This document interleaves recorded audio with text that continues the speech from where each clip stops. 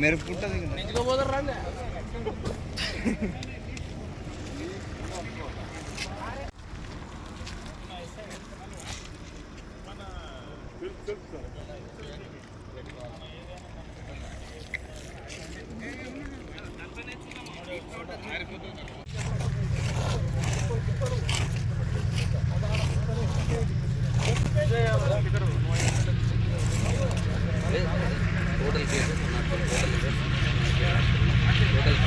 ఈరోజు Adoni professional excise station లిమిట్స్లో government deputy commissioner గారి ఆర్డర్స్ ప్రకారంగా assistant excise superintendent Ramakrishna sir ఆధ్వర్యంలో వివిధ కేసుల్లో పట్టుబడినటువంటి కర్ణాటక మద్యం ఆదాని మండలం ఖతాల మండలానికి సంబంధించినటువంటి పాత కేసులు అవన్నీ మనము ఈరోజు సార్ ఆధ్వర్యంలో నశింప చేయడం జరిగింది.